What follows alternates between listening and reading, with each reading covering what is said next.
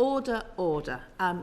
Thank you very much to our witnesses who are here for our first panel of today's evidence session. This is part of our inquiry in combating new forms of extremism, and we're very grateful to the three of you for coming and speaking to us and taking our questions today. I think perhaps helpful for the public and those watching, if perhaps you could all each introduce yourself and then we'll go into questions. So I'll start with you, Milo. Thank you. Yeah, I'm Milo Comerford. I'm at the Institute for Strategic Dialogue, which is an international counter-extremism think tank. Hello, I'm Adam Hadley. I'm the Executive Director of Tech Against Terrorism, which is a UK-based NGO that works to save lives by disrupting the terrorist use of the internet. Hi, my name is Imran Ahmed. I'm the founder and CEO of the Centre for Countering Digital Hate based in Washington, DC. We have offices in London and Brussels, and we work on countering digital hate. Thank you. Thank you very much. We don't think we're going to be interrupted by a vote in this panel, but if we are, then please forgive us and we'll suspend for 15 minutes at that point. But I will start straight on the questioning and I want to go to Chris Murray. Thank you, Chair. Thank you very much for coming in. I want to ask a sort of opening question about how the extremism landscape has changed in recent years. So I wonder, could you tell us a bit about how extremist behaviour has evolved, and in particular how the role of social media and online tools has influenced that? Who wants to go first? I'm happy to kick off, if that's okay. So at ISD we've been monitoring online extremist behaviour and networks for over 15 years. We've really been tracking regular transitions among the ideological threats from extremism, the different platforms and technologies that are utilised, and the different violent threats that are posed from both online and offline sources. So we've been monitoring in particular far-right extremist and Islamist extremist threats for a long time. But one trend that really speaks to the terms of reference of this inquiry is a major growth that we've noticed in what we're calling nihilistic violent threats online, which are a set of online harmful networks really rooted in obsessions with violence that are not necessarily defined by a clear ideological framework or a set of political outcomes that you would traditionally associate with extremism threats, and indeed the UK government's extremism definition is rooted in. So these nihilistic violent threats might appear outwardly similar to extremism. You know, they have similar impacts, they have similar online aesthetics. They often are actually quite proximate in online spaces to established extremism threats, but they lack that ideological dimension that underpins extremist attacks. And I think the case of Axel Ruda-Cabana is very illustrative of this from last year, where we saw an individual that was engaged in online activity that reflected a volatile mix of nihilistic violence, of antisocial resentment, and sporadic engagement with broader violent online subcultures. And I'll just give you two examples of these specific trends. The first is a movement that we've been monitoring called 764, which is part of the wider Com network, which really started by engaging in sexploitation, the production of child sexual abuse material, but we've noticed a major pivot towards inspiring young people and very often minors to carry out acts of mass violence, which look very similar to terrorist attacks, but are really guided by a deep nihilism. And indeed, one of their subgroups is called No Lives Matter. It really speaks to that kind of nihilistic element of their ideology. And the second is a rising threat from a group known as the True Crime Community, who are a set of online communities who obsess about mass killers, and in particular, those who've engaged in school shootings. And we've unfortunately seen a major rise in cases linked to this community of violent attacks, including in the UK, but also especially in the US, who are inspired by the aesthetics of school shooters like those that carried out the Columbine attacks, and are highly radicalized by communities of people where they're trying to impress them, they're trying to valorize them, and have hugely detrimental impacts, including a rising wave of violence in schools. Thanks very much. Just before we open it to the same question to the other panellists, you mentioned com networks. Could you just define com networks for us and give us a little bit of explanation of what they are? Because we've heard it in the evidence, and I'd like to hear more about it. Absolutely. So the com networks are really online criminal networks at heart. So as I mentioned, they are rooted in the production of child sexual abuse material, of sextortion, so kind of often quite financially motivated in how they operate.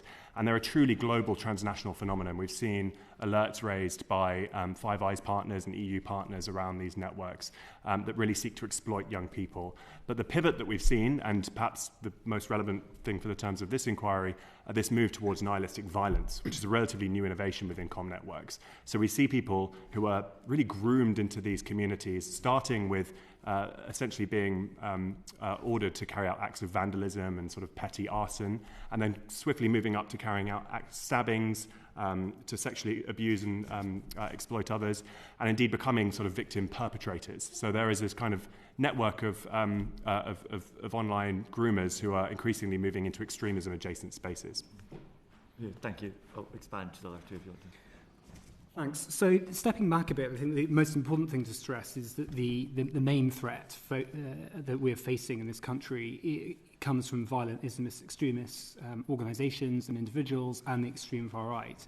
I'd completely agree with Milo, of course, that the threat from nihilistic violence is significant, but it's really important, I would say, to focus on the existing threats and the existing ways in which terrorists and those who've been radicalised are using technology in particular.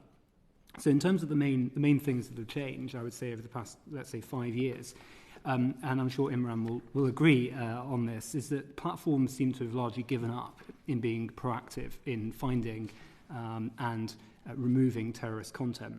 So the standards across the tech sector have dropped. There are a number of reasons for this. They've fired many of their teams, turned off tools. There's also algorithmic amplification.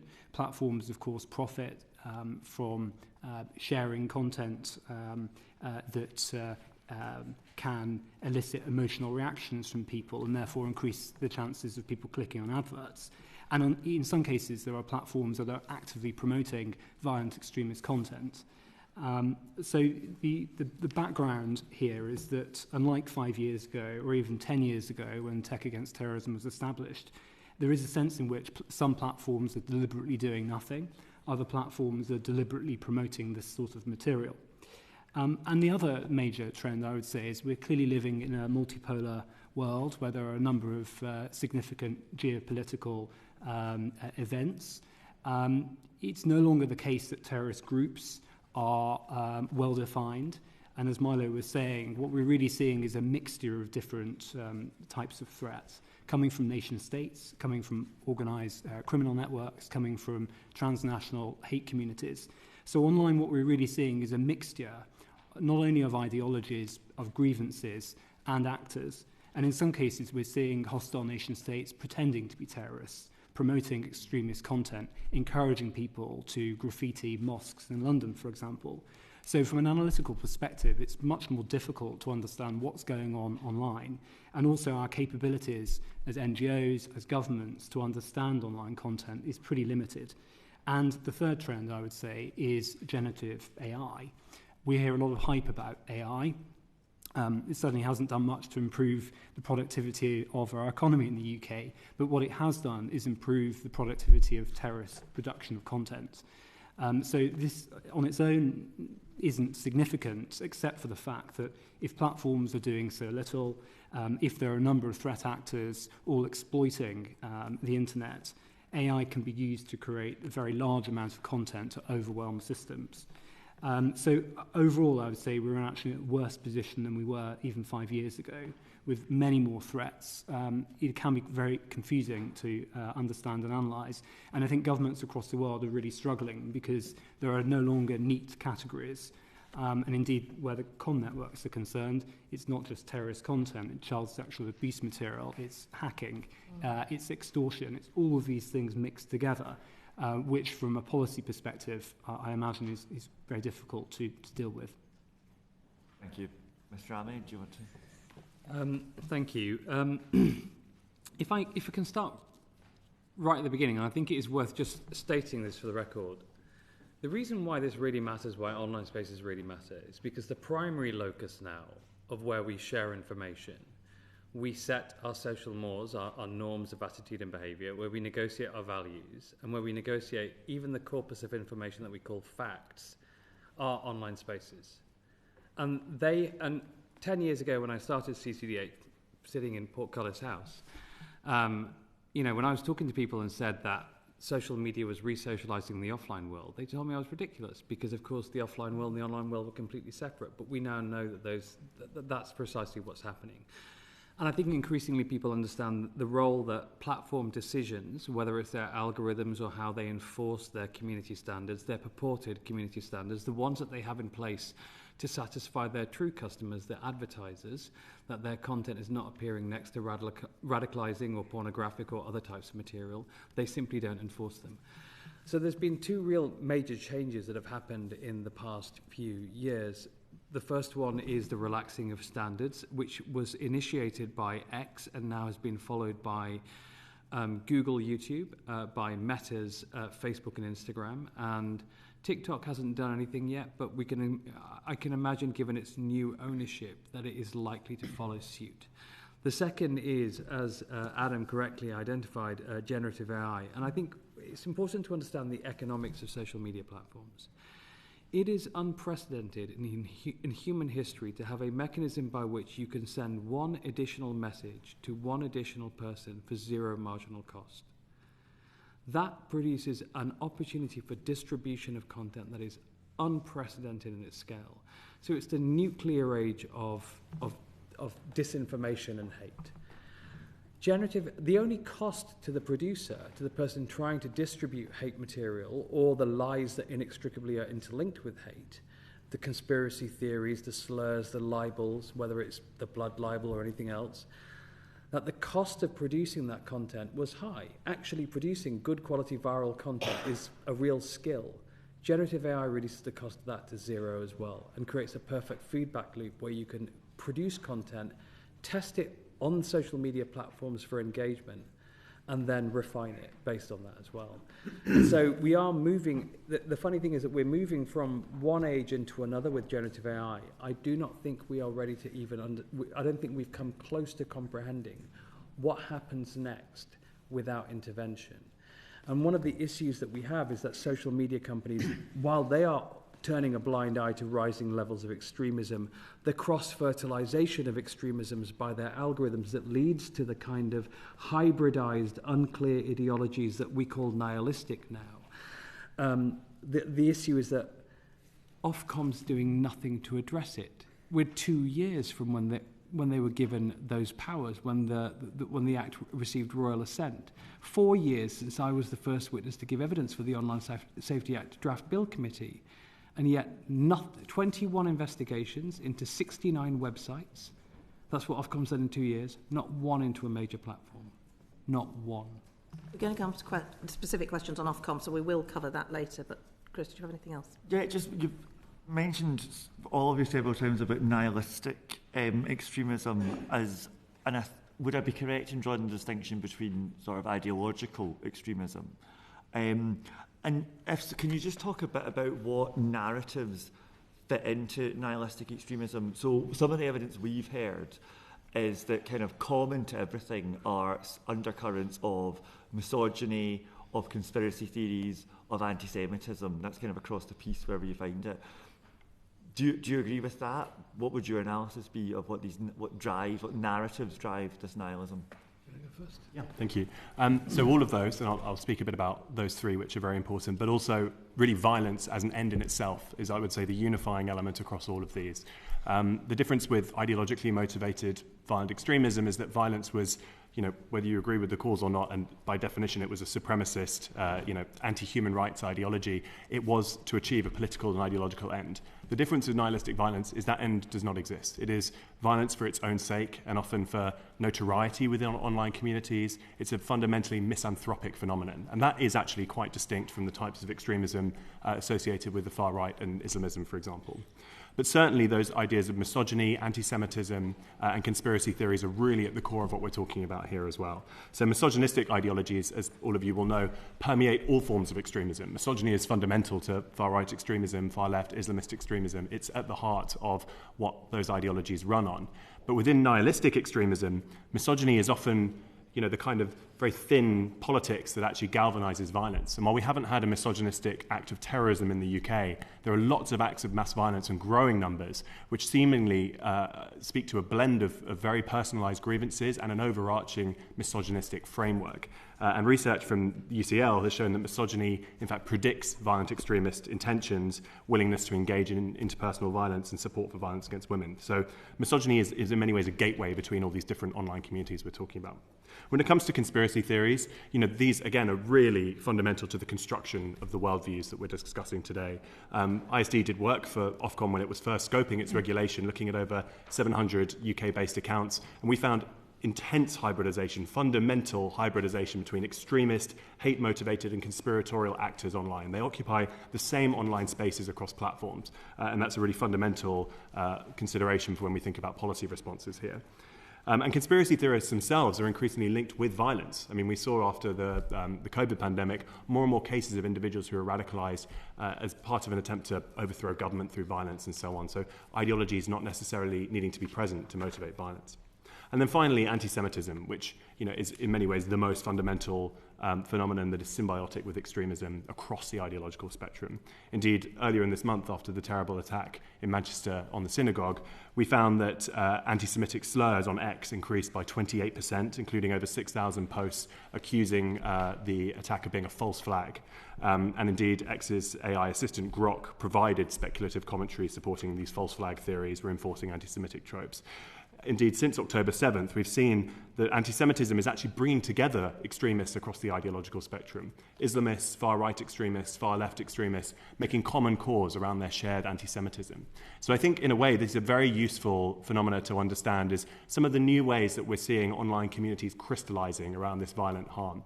Ideologies are still relevant. We still have a major threat from Islamist terrorism, as we saw with the Manchester synagogue attack. But more and more, it's actually about these shared narratives that are bringing together unlikely alliances within online spaces that is driving the violence that we're seeing both here in the UK and internationally. Thank you. Yeah. I think if we can move on to the next question, because I'm sure we will cover many of the points you want to make, but is that okay? That's one very quick follow-up. So just sort of relating to online spaces and sort of alluding back to comm networks, I just wanted to ask about, is age a factor of this? Are we seeing it particularly prevalent among young people who's about, I know we'll get on to this, but just particularly on those comm networks? Yeah, I can hop in with some data points that we have at ISD on the predominance of younger people engaging in these spaces. I mean, these are exceptionally young profiles of people that are involved in this. And we're seeing a number of susceptibilities among young people in some of the most recent data. The data is quite spotty because at the moment we only really have data on those convicted under the Terrorism Act, and so extreme right-wing and Islamist offenders. But we're seeing the average age of children convicted under this at the age of 15, and the youngest being 13. And among these risk factors we see in court records, we see a fundamental immaturity coming through in all the cases. Thrill-seeking behaviours are at the heart of many of the radicalisation trajectories we're identifying. Isolation, with a big spike in cases of isolation over COVID, being really at the heart of attempts by young people to showboat to peers with these kind of expressive acts of violence. Adverse childhood experiences are often at the core of many of these youth radicalisation dynamics. And there's also much more research needed on the link with mental health and neurodiversity. We're seeing again and again individuals with formal diagnoses of neurodiversities coming up in the caseload. And we'll get to it later, but I wonder if some of the ways that the systems for triage are based at the moment mean that people are being swept up in systems that were not built to deal with these kind of challenges. But certainly this is really a large part of the sort of youth radicalisation threat that is characterising the challenges we're seeing today. I think that links very neatly into Margaret Mullane's questions. We'll definitely come to you, Mr. Ahmed. Yes, thank you for coming to the committee today. We were all we went to the National Crime Agency, and this was discussed, and they gave their perspective and some sort of case kind of history to us. And I have to say, personally, it was one of the most disturbing things I've seen for many years, and I don't know if the public awareness of this is as much as it should be, which goes to Mr. Ahmed's kind of concerns and how we deal with it. But my question is more about the vulnerability. So Milo touched on it a little bit, but are there indicators that can say where somebody is online and they're passively consuming something, and then where do you identify where they're likely to then participate and they make that move? Is there anything that you've identified, all of you? So, Mr. Ahmed, let's start with you because you were itching to come in, and then I'll go on to Mr. Hadley. If I can make the point on young people and on mobilisation, that's in the classic CV and CT space, and I don't really want to comment on that. It's not what we do as an organisation. We look specifically at digital spaces. We did a survey of 14 to 17-year-olds in both the US and UK, looking at both children and adults. What was interesting about so we asked a bank of conspiracy questions. To what extent do you think there's any truth to one of these conspiracy theories? Across both countries, the US and the UK, the most conspiracist cohort, and the ones, and in fact, for every single one of the 9 conspiracy theories, a trans conspiracy theory, climate conspiracy theory, deep state conspiracy theory, anti-Semitic conspiracy theory, and misogynistic conspiracy theory, across every single one, 14 to 17-year-olds are the most likely to believe that they're true, which is unbelievable. So it's a sudden inversion in what we expect to be true, which is we expect older, it's your crazy uncle, isn't it? That's the one who sends you the WhatsApp message with the crazy conspiracy theory. It's the 14 to 17-year-old now. And I think that in itself is extremely disturbing. The other thing that we're seeing is that we call these ideologies nihilistic. I mean, I don't have an issue with the use of the term. I think it's really important to understand that they are hybridized extremisms comprised of a series of complex and incoherent beliefs that couldn't credibly be called an ideology, that are replete with internal tensions, but then so are most people's opinions about the world around them, and they somehow manage to rationalize them. What underpins all conspiracy theories, however, is a belief that you cannot trust the sources of information that you're currently getting. So what, in our very well received report, the Anti-Vax Playbook in the Pandemic, we went through millions of messages about vaccine disinformation. There is only 3 messages. COVID isn't dangerous, vaccines are dangerous, you can't trust doctors and the government. And every conspiracy has that third element to it, which is it's really about epistemic replacement, because the funny thing is, they do like the government when they control it. But these are authoritarian, often extremist forces that are seeking to undermine the status quo ante. I'll hand over to Milo. You go for it. I was going to come in on the risk factors. Go for it, Adam. Well, I think Can I just ask before you start? I mean, you talked about 14 to 17-year-olds. Do we think that the lockdown and the age of those young people at the time of lockdown has had a particular impact on them that wouldn't have, that we're now seeing it in 14 to 17-year-olds because of the age they were when we went into lockdown? Well, I think it's impossible to know for sure, but most experts in the area would suggest that the isolation created by COVID must have contributed to this. But there has to be something else at play here. To the point about vulnerability factors, and I'm sure Milo will add a lot from his perspective at ISD, there is no one radicalisation or mobilisation journey, which is what makes it so difficult to predict. And that's what makes the job of the counter-terrorism police so difficult. But there are commonalities. There are common vulnerability or susceptibility factors across the board, whether we're talking about violent Islamists, extreme far-right, or those who belong to kind of nihilistic extremist communities. And those sorts of things are often focused on safeguarding, individual vulnerability, their background, potentially neurodivergence, and of course grievance narratives. And all of this can be mixed in various different ways, and depending on the specific circumstances of the individual, it may result in them becoming a particular type of extremist or terrorist. So that the public health or public safety model is clearly the way to go, and trying to understand what are those vulnerabilities that an individual may have, and then working from there. In a sense, focusing on ideologies can be quite misleading, because it's never really the case that ideology alone will radicalise or mobilise people. There are always circumstances, and crucially, there are always signals and indicators of online activity. With Jihad al-Shami, for example, I think there's an awful lot in open source about his radicalisation journey, dozens of potential red flags, many of which could apply to different types of terrorists as well. So I think focusing on the detail of how people behave online is really important. But actually the data set about this is really limited. There is relatively little data publicly available about how convicted terrorists use the internet. And at Tech Against Terrorism, that's something we'd like to see more of, because we know that in every or almost every case of terrorism in this country over the past 5 years, the internet has played a fundamental role, not an incidental role, but has been fundamental. But yet our understanding of that journey, what sites people have been on, what content they've consumed, is extremely poor. So if there could be more research into that, I think that would be really useful for practitioners in this space, and also could be used to advise tech platforms on how to detect these signals before people commit violence. So equally, you'd also, if you wanted that research, and I agree with you, it needs a massive piece. You'd need to understand those that have consumed that and didn't go on that journey. So again, that's a massive piece going forward that's needed. Paul Kohler, do you want to come in on this, and then I'll come back to you, Milo? Briefly, Mr. Ahmed, can I push you on something you said then? Isn't it utterly predictable that 14 to 17-year-olds would be the most vulnerable group to conspiracy theory? It is young and impressionable, those who will believe simplistic notions they see on the internet. And if that's the case, is the Australian example of limiting access to that age group the way forward? I'll let you think about that, and we'll bring Milo in, and then... You go, Milo, and then I'll... Thank you. Yeah, just to say that I completely share that concern from your NCA visit around, the kind of the terrifying nature and the fact that this is so misunderstood by caregivers, by practitioners on the front line. And this is again and again coming on our doorsteps, people who really just need practical resources for the kinds of susceptibilities that you're talking about.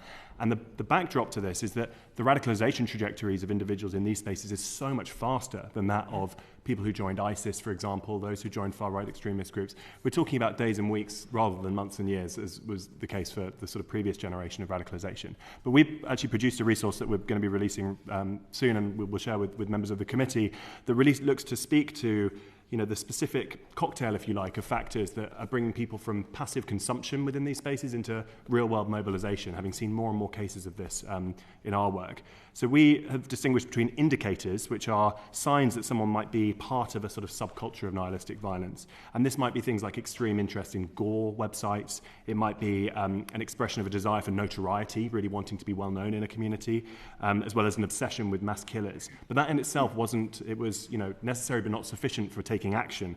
We see a number of accelerants, which are sort of comorbidities, if you like, with this subculture involvement, which moves someone more towards violence, including self-harm, examples of suicidal ideation, eating disorders are very often coming up again and again in combo with these subcultures, as well as psychosis and isolation, which we spoke about earlier. And the final thing I'll add into the mixer is triggers. Very often there is a destabilizing event that happens, which increases the risk of imminent harm of people to others, but also to themselves.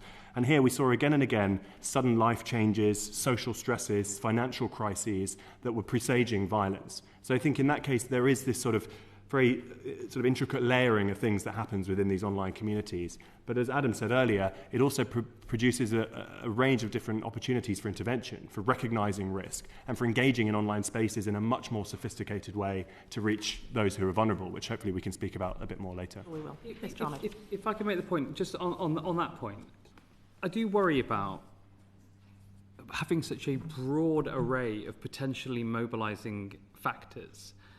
Because let's say you're someone, and we studied incels in great depth. Let's say you're an incel. You believe that women are basically malignant and evil, and that they are less than human.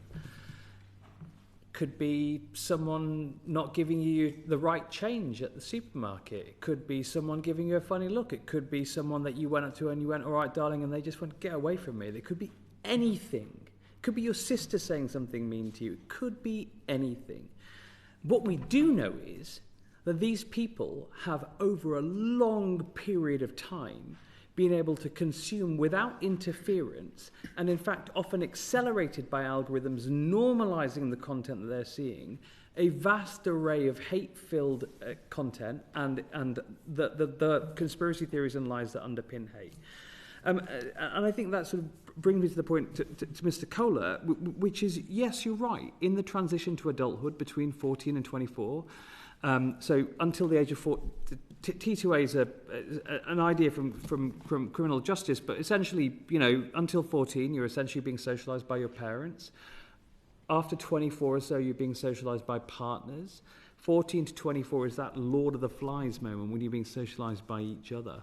And those intense pressures, you're trying to identify who you are as a human being. Those are sociological. There are neurological changes.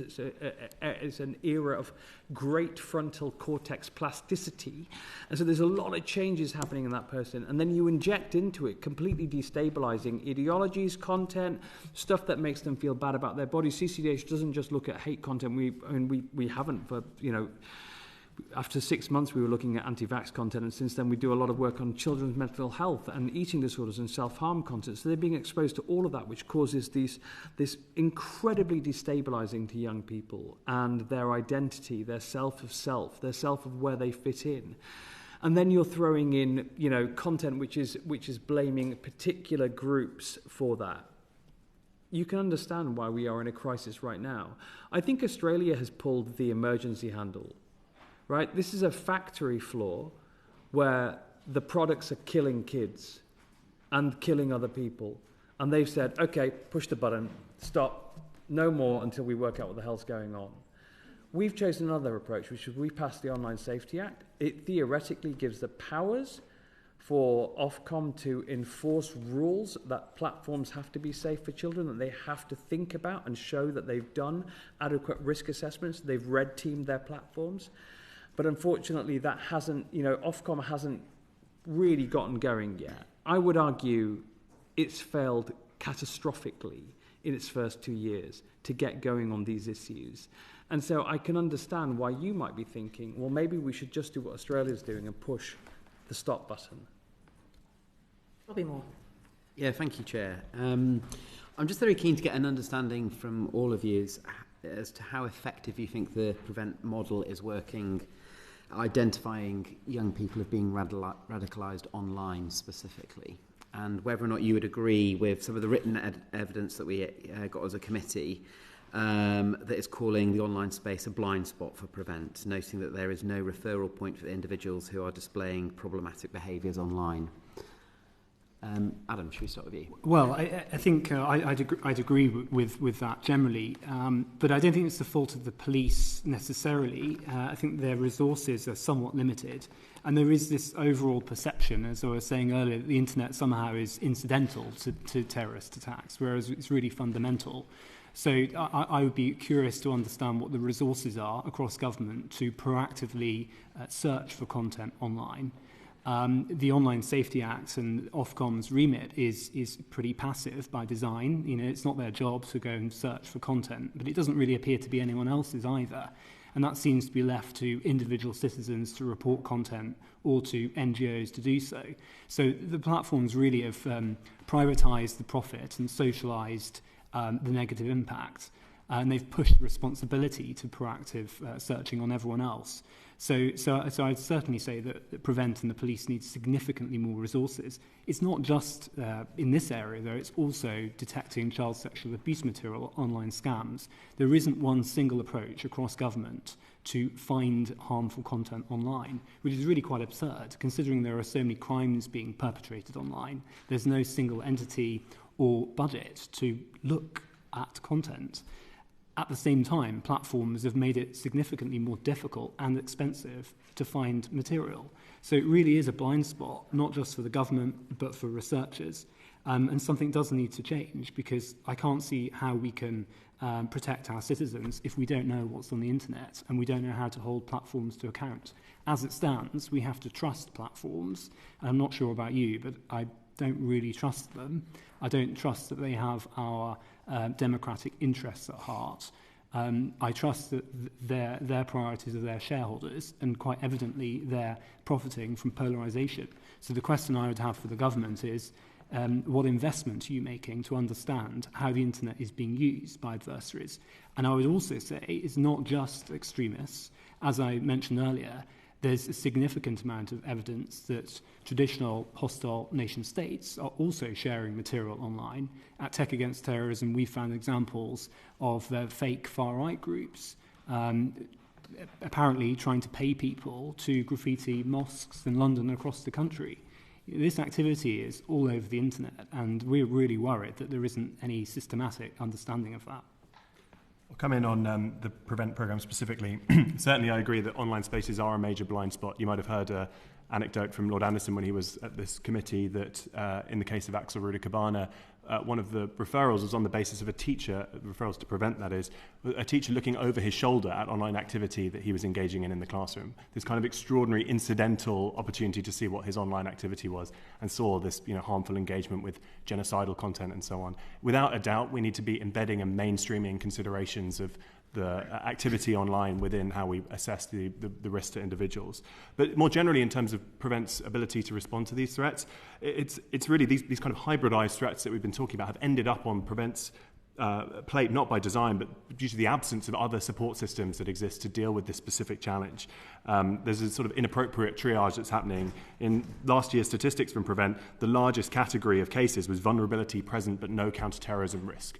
That is fundamentally a kind of category error. Like what that suggests is that there's a miscellaneous category that is larger than any kind of coherent category. And only 6% of those were then referred onto channel, which is the provision for interventions. So really we need, and I'm hoping we can speak a bit more about, a fundamental recalibration to mitigate extremist-related violence, which moves beyond just ideology, as we've heard earlier, towards comprehensive violence prevention and a framework that is rooted in a public health model, which I think is, in many countries, showing to be a really effective way of addressing these issues. Coming on to that in a moment, so Great. yes, definitely. Imran, did you have anything else? Can I ask all of you then, what do you feel could be undertaken for the Prevent model to be improved, specifically to capture new forms of extremism and identity of those who are undertaking some of the things that you've been talking about in an online space? And maybe just while you're thinking about that, what is your thoughts of the recommendations that came forward from Lord Anderson, the 10 recommendations, and do they go far enough? I thought the recommendations were absolutely on point from Lord Anderson. We were very pleased at ISD to be able to help contribute to those as well. I think that there were two main ones that stood out to me. The first were around the widening of Prevent referrals to include this category of violence-fixated individuals. In the short term, that would go a long way to capturing those who are representing real risk, like we saw in Southport, but also in a number of cases up and down the country. The second was, and this is where we come in with the public health model, this recommendation around creating a much more holistic approach to violence prevention, which joins up efforts that are happening across government in a much more unified way. And when I say public health model, this is a non-securitized, ideology-agnostic approach to violence prevention, which is about really rooted in disease prevention principles. So boosting protective factors, addressing risk factors, and encompassing a spectrum of interventions from primary prevention, upstream, working to really sort of inoculate and build resilience, right through to downstream efforts that are about reaching those who are vulnerable and off-ramping them and providing them the resources they need. What's very effective about this is that it can knit together these efforts that are happening across government that bring together public safety, health, social care, education into a much more unified approach. And this has been quite successful in some cases. So, for example, we're going to come on to this shortly. We've got some specific Fantastic. Questions on it. I'm glad you have faith in intergovernment working. But anyway, but to the other panellists. If I may make one suggestion, is this. My recommendation would be to create one single entity that centralises capability and capacity to search for this content online.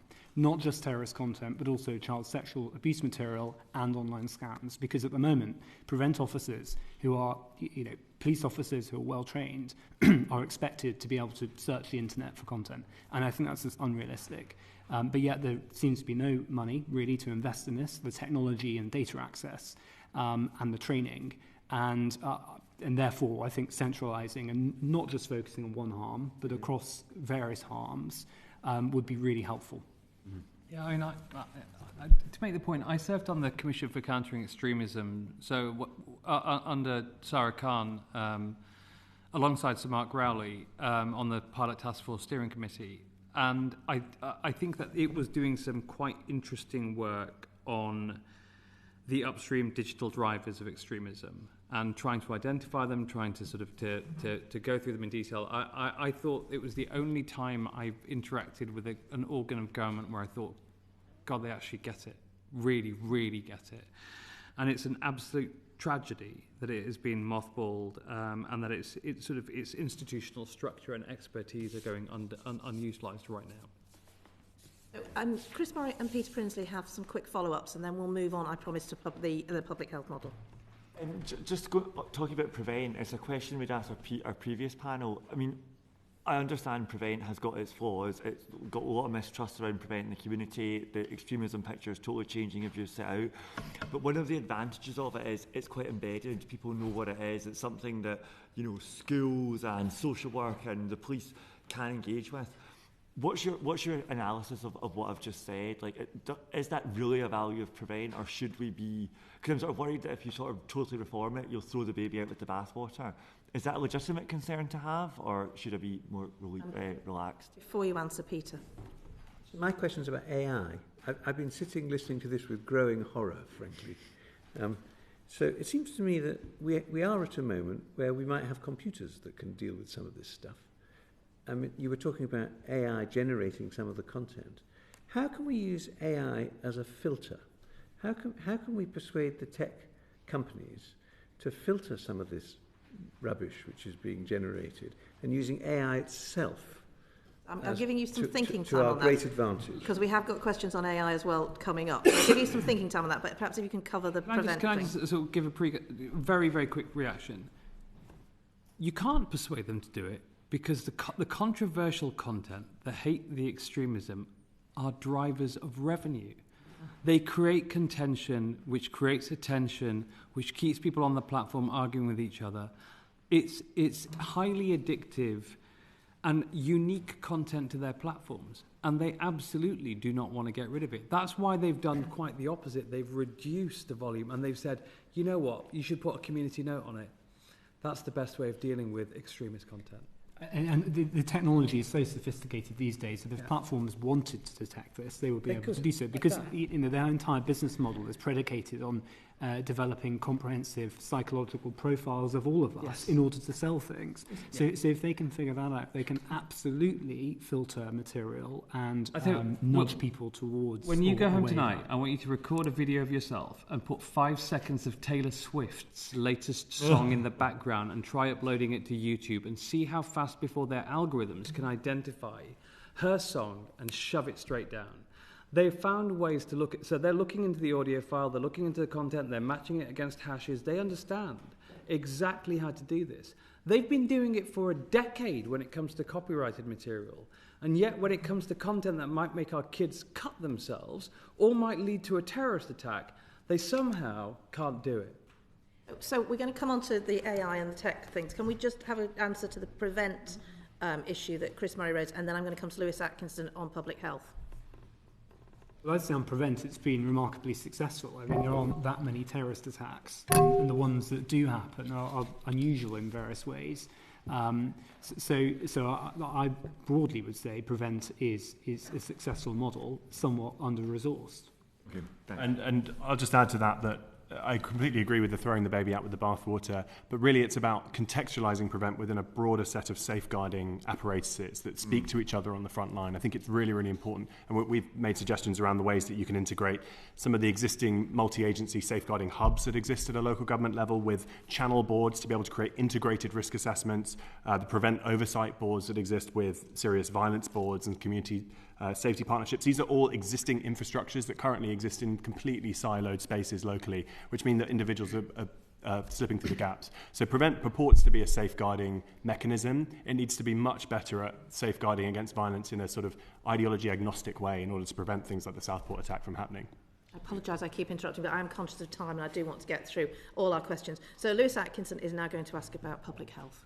Thank you. Mr Comerford, clearly you mentioned this already, and I know you covered it in your written submission, ISD's written submission as well, but could you tell us more about what you think a public health approach to tackling extremist violence would be in practice, and perhaps particularly practically what you think government should be doing if they want to adopt that? Yeah. So practically speaking, I kind of talked through the principles a minute ago and sort of why I think it's a very effective model for thinking about these issues, and why the analogy, if you like, with broader public health programming is very effective when you're thinking about addressing violence. But practically speaking, this is really about a whole of government approach, and I'm sniggering because of the earlier remark about, the kind of throwing that out there and saying it needs to happen is not particularly effective. But what I think is actually going to be more impactful in embedding public health approaches to violence prevention is really getting to a local government level. I think it's really, really important to be able to set direction from national government, to be able to have the relevant ministries that I outlined earlier speaking to one another and really kind of taking ownership of elements of this. But the way, the proof will really be in the pudding if this is embedded at a local level. And we have an ability to do this at a city level. The Mayor of London has his own sort of counter-extremism framework that is about rooting attempts to tackle extremism in the specific risk factors in London. And that's about understanding what are the emerging risks. It's about analysing the threats online and offline and creating a series of programmes to be able to respond to that. The same in Manchester. And I think what's going to be really important is really kind of getting, as I said earlier, with some of the multi-agency safeguarding hubs, the prevent oversight boards that exist and deal with very small parts of this problem, to be able to integrate into a sort of much more unified approach to risk assessment and then to triaging vulnerable individuals. I think that that's really at the heart of this, and I think it needs to be, the direction needs to be set from central government, but implementation really needs to get to the local level. And are there international examples that you think there are from countries that have tried embarking on this and you think have been successful? Yes, so on the local level, the Netherlands has a fantastic model called the Safety House model, which has actually been running for many years now as a sort of sorting house for these complex cases. It's administered by municipalities. I think that works very well in a context like the Netherlands, very decentralised. But they're able to triage complex social referrals for individuals across a spectrum of different harms. And that worked actually very well in the context of ISIS returnees and being able to assess risk and respond there. I've also just returned from Canada, which has a very effective model, Public Safety Canada, the Canada Centre, essentially drives deep cross-agency coordination across those beyond traditional counter-terrorism. So normally this is a very securitized function, but they bring together public safety, health and social care, education, and broader considerations around online harms. And just in the context of this conversation around new forms of extremism, it was a very resilient system that's able to quickly adopt these kind of threats into how they're assessing risks and responding in a way that I think, frankly, made the UK look quite sort of cumbersome in comparison. They're looking at these emerging challenges and they're able to pivot responses because of that cross-governmental collaboration much more effectively than I've seen in the UK. Do any of the panellists have any views or any particularly different views about limitations of this approach or anything? I would agree. No? Okay. Thank you. I've got Joe White and Paul Kohler want to ask some follow-ups, and then we'll move on to the actual technologies. Thank you very much. This is very insightful. You've clearly defined the type of young people who potentially go down this route. They've got ADHD or autism, and they're isolationist, and it's a violent experience that tends to set them off and create these episodes. Is there something that we could do more proactively within public health to potentially identify the type of child, the type of profile, so you could start working with them at an early age in order to ensure that they are protected, so that there's a very clear understanding of the people who work with them that they will not take that route because the action has been taken at a much earlier stage. If I can bring Paul in with his follow-up as well. You referenced London and Manchester, which I think is part of your Strong Cities network. I can see what it's doing. What's the evidence that it's working? Because as a London MP, I'm not aware of this. With questions, if that's okay. Who wants to lead off with Joe's question? I can take both of those quickly and then pass on to the panellists.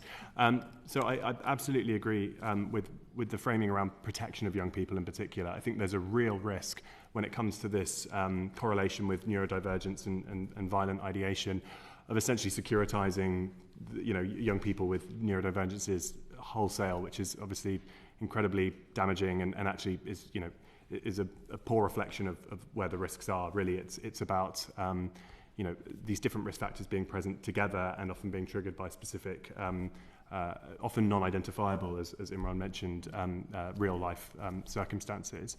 But I think that in terms of understanding potential risk, I think it's about recognizing some of these these features, some of these indicators that we've been talking about today, so that you feel really confident in being able to navigate these kind of challenges early on, rather than when it gets too late and you're dealing with a much more challenging situation of diverting someone from an act of violence. So I think really it's about, I suppose, building the evidence base. And I know the Home Office is doing much more research on the relationship between neurodivergence and violence. So I think it will be really important to support analysis that can address that in a nuanced way that is strengths-based and that is looking to protect people rather than just securitize new cohorts. But I think that really caregivers and those who are sort of on the front line really understanding the specific risk factors that they need to be on the lookout for, which is very hard and quite challenging to sort of isolate from some wider behaviours that we talked about earlier, but is absolutely essential to how we're going to solve for this. On the question around local responses, yes, as you mentioned, our Strong Cities network at ISD looks to embed good practice from cities around the world, in fact, around local responses to hate, violence and extremism. We're growing out our evaluation work of this programme, and actually we have now, for several years in a row, evaluated the Shared Endeavour Fund, which is the London scheme, which has grown and grown in its footprint across, I think now all boroughs in London, in terms of its support for local projects. And one of the things that's really grown there is moving from funding, well-intentioned local projects that are about bringing people together and kind of creating a nice photo op, to actually monitoring the sort of attitudinal and behavioural changes of people that are engaging, in particular young people engaging in this kind of programming. And we've actually developed a standardised set of measures that allows you to look at the impact of a workshop, event, the number of different interventions that are happening, and be able to standardise across all of these projects, the dozens and dozens of projects supported by the Mayor's Office, and look holistically at the shifts that have happened in young people's resilience to extremism, their understanding of political violence being an unacceptable outcome. So I'd be very happy to share those with the committee, but some promising evaluations emerging from that programme. So we've got less than 10 minutes, and we will need to cover the new technologies, which I've got Bel Ribiera and Paul Kohler to ask about, and then Peter Prinsley is going to ask about the research and evidence base. So if we can try and, I mean, this is incredibly interesting and we're getting an awful lot from it, but I'm conscious of time and we've got another panel waiting. So yes, short, please. Bel. Thank you, Chair. Thank you very much to all of you. I just wanted to go back to something you were saying, Mr. Ahmed, the way in which you described what people are doing with copyright.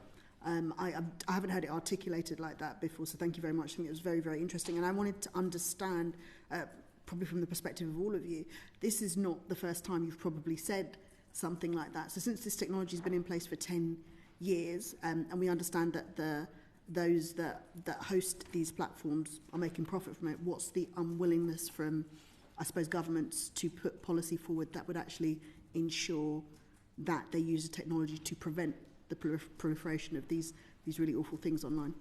Having worked with the previous government, the Conservative government, and all parties on the Online Safety Act, I would say this Parliament has done its job. It did it really well in a process that also took the politics out of it by having a draft bill committee. And I think that Parliament should be very proud of what it did, because it was the first Parliament in the world to really get to grips with this. Because of Brexit, we were able to legislate on our own before the Digital Services Act even. It took a bit longer than Digital Services Act to promulgate. But nevertheless, we should be very proud. I think the issue comes now on what has happened since it was promulgated and the failure of the new regulator, Ofcom, to actually get to grips with the problem. 21 investigations into 69 websites, not a single one is a major platform for anything. Even with the evidence base we've been providing, for example, of the proliferation of anti-Semitism on X in the wake of the Manchester synagogue attack, 5 miles from where I grew up, nothing from Ofcom. Absolute radio silence. It is unacceptable. Yeah, two points. I'm not sure members of the public quite realise just how much obvious terrorist content there is. And by obvious, I mean material produced by ISIS with their logo, with their name. It's really easy to find this material. You could find an ISIS network on Instagram in 30 seconds if you knew what keyword to use. So the tech sector will often say, oh, well, all this content's very hard to find and it's ambiguous and freedom of expression. Well, actually, there's a huge amount of really obvious material produced by designated terrorist organisations. And to Imran's point, it'd be so easy for them to find this if they wanted to, but they don't want to. In defence of the government, I suppose, in one sense, content isn't illegal in most cases. Terrorist content is not necessarily illegal. There has to be intent. So I would argue there is merit in exploring defining particular types of content as illegal. For example, a terrorist manifesto or material produced by a terrorist organisation. I would argue that should just be illegal, but at the moment it's not. Ofcom's role is not to adjudicate on individual pieces of content. That isn't how the Online Safety Act was created. But perhaps there's an opportunity to develop legislation that does clarify what content is illegal, and that could then be put to platforms as a legal obligation on them.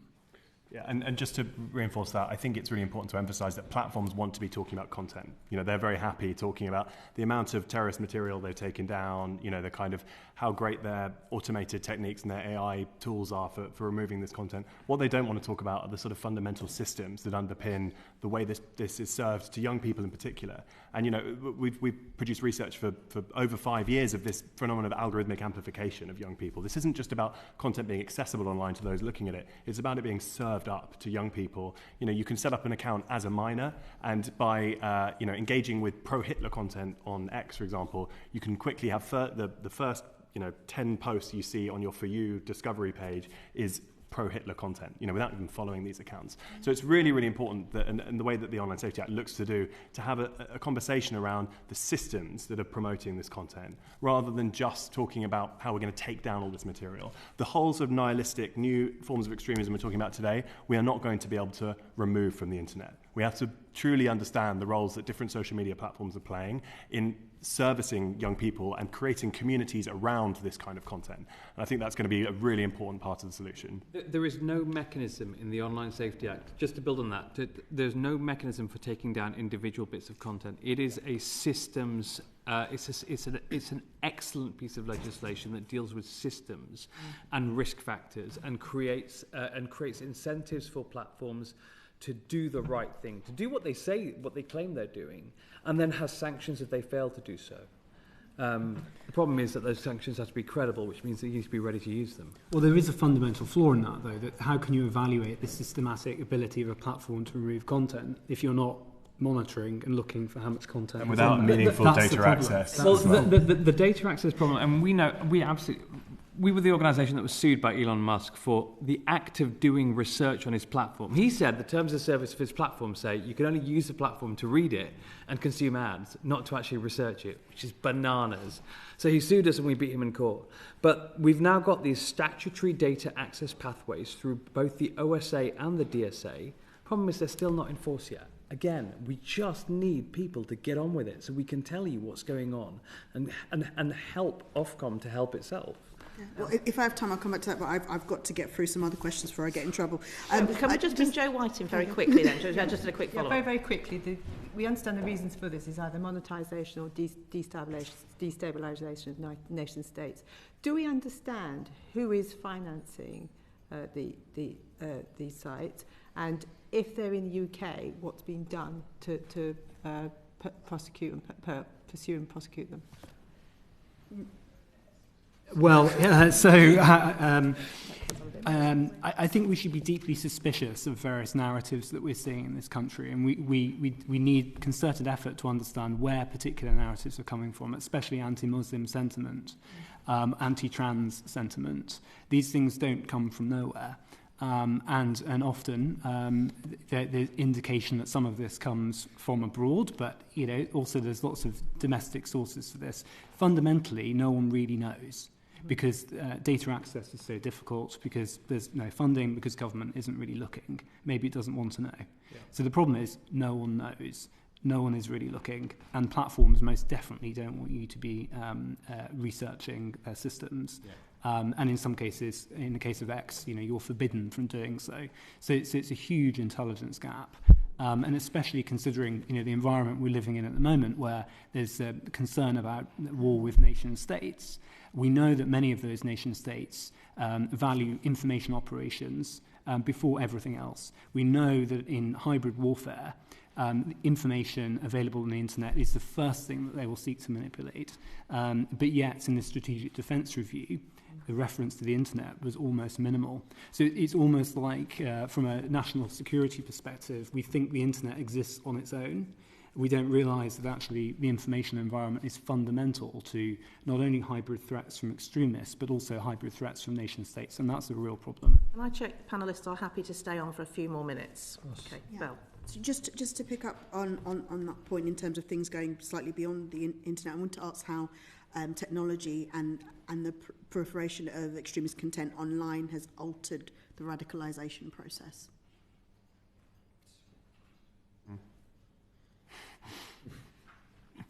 And maybe you could also address the AI point that Peter Prinsley raised earlier around AI and the role it's playing, and also is there a role for AI to actually solve the problem?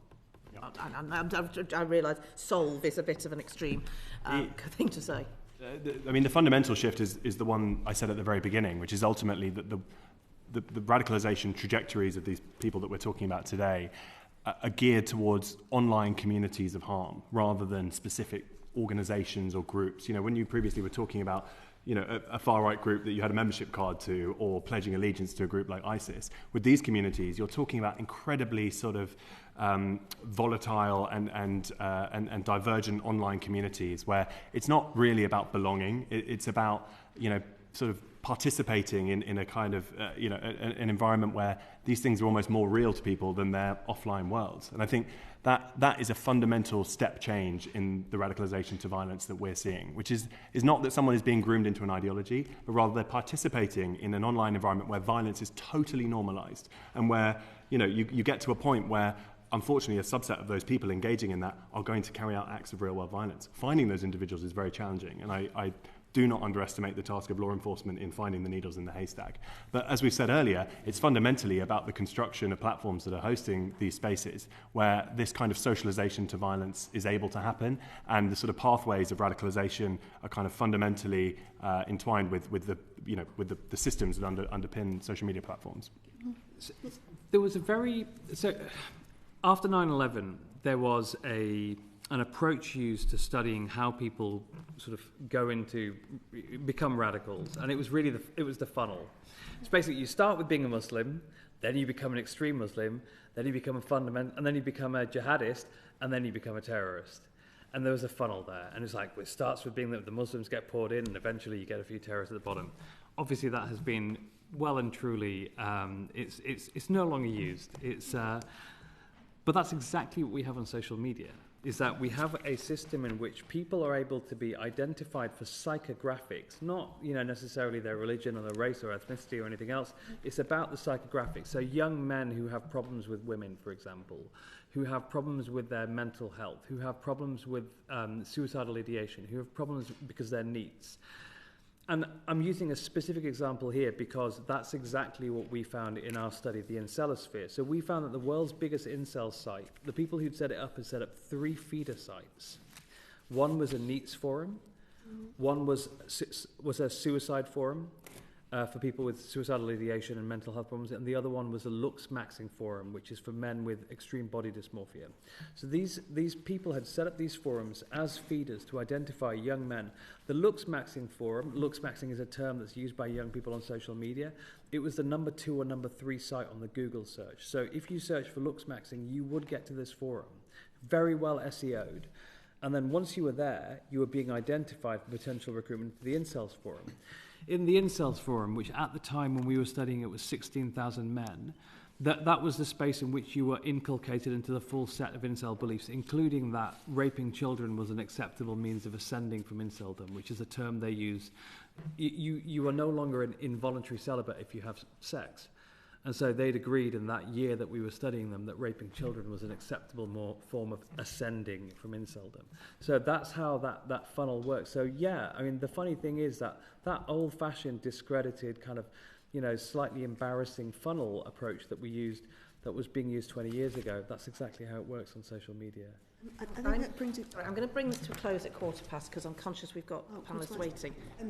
Just a question about algorithms on that point. The line that the role that they're playing, and in terms of pushing extreme content to users, and how much control the government has over it, and AI. We might go back to the AI. So if one person can answer the algorithm question and one person can answer the AI. Let me bring Paul Kohler in as well, because he's got questions on Ofcom, and I think we can do them all. I just want to ask a very basic question. Is it the regulator or the regulations that need changing? Is it Ofcom? Is it the legislation behind it, or is it both? The regulator is failing chronically right now. The regulation itself was a very, very good first start. We do need iterative reform over time. We need to see if there's any problems that it causes, but we also need to deal with AI. We need to deal with algorithms and transparency of algorithms. We need to deal with advertising and transparency of the advertising tech stack, understanding the degree to which economics influence the the distortion of the lens that social media provides on the world. Those are things that we could add to the current legislation, but the legislation we've got in place, we need to test how it works in practice. You can't test how it works in practice, though, if no one's actually doing anything with it. So until we see it in practice, we won't be able to tell you. Why isn't Ofcom doing anything? Why isn't it using the powers it has then? I think that they are... I think that Ofcom, correctly as an independent institution, is trying to set its own pace, trying to build up its awareness, but it has spent an enormous amount of money, recruited an enormous amount of people, made an enormous number of promises, and is failing to engage with civil society. I can tell you, the only time I get a phone call from the CEO of Ofcom is after I've criticised her on Koonsberg. Apart from that, they never bother. So, like, these are the problems that we have. There's a failure to call actually... later. I do. I actually saw her deputy when I was in Montreal last week. But I expect to see... You know, we want to see some action being taken by them, and especially looking into the major platforms.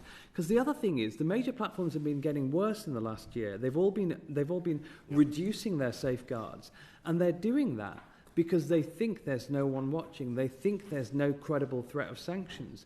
And so the whole point is always be investigating, because there's always something to be looking at. And if you don't, you're placing no... In fact, you're doing the opposite of placing pressure on them. You're telling them they're getting off scot-free. Peter Prinsley has a question, I know, at the end. And I'm going to bring him in, and then if we can just wrap up quickly. Well, I was going to ask about research, but actually what I wanted to say... somebody said that we're looking for needles in the haystack. I think we just have to keep looking at the haystack. You know, it is a haystack. What I'm wondering about is whether there are ways of actually scrutinising what individuals are actually seeing. Because at the end of the day, this is individuals looking at screens in bedrooms. And I simply don't believe that there aren't technical fixes which allow states or state authorities like police services to look at what people are seeing and somehow use this to filter out who are the people who are likely to be at risk. It seems to me we must be able to do this. If one person can take everything that's left over and deal with it in 30 seconds, that would be marvellous. Just to come back to the haystack point, which I think is absolutely right, I think in a way looking at this purely through the lens of kind of how to reach individuals at risk is actually slightly missing the picture of what we're seeing here.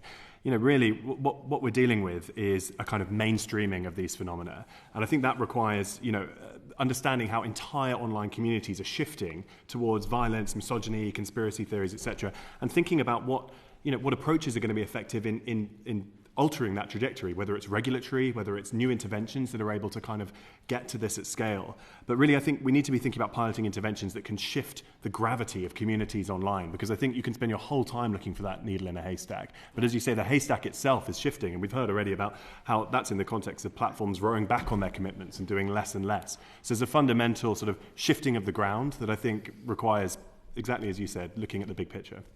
So quickly, if I may, to the filtering point, schools, universities have an obligation to be to ensure that their students are safe online. There is a question as to whether they're using the right technology and they're evaluating it correctly. So yes, it is possible for schools, and they're not doing enough of it, clearly. On the business model point, I think it's less about AI and algorithms. It's more about the fundamental purpose of social media is to generate advertising revenue. So the system itself creates emergent threats.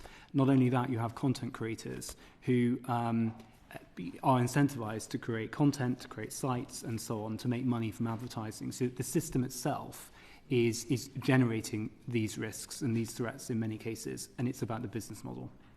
Yeah, if I can make the point, on average, 14 to 17-year-olds spend 4.5 hours a day on social media.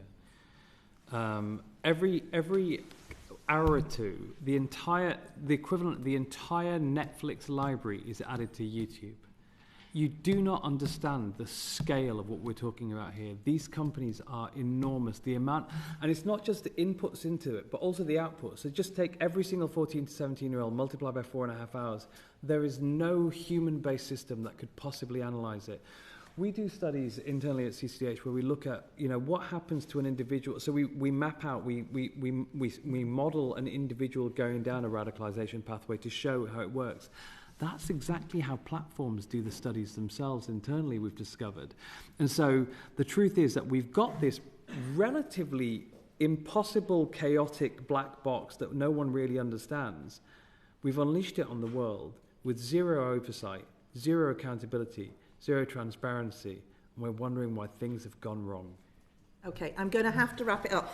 I think we could probably spend all day with you. If you have anything further, we would welcome more written evidence. And perhaps if, as a committee, we think of more questions for you, you wouldn't mind perhaps if we can write to you. But I will have to call it to a close, I'm afraid, because we do have a second panel. And I believe we'll have a vote at some point soon as well, which will get in the way. But I will call to a close now. Thank you again. Order, order.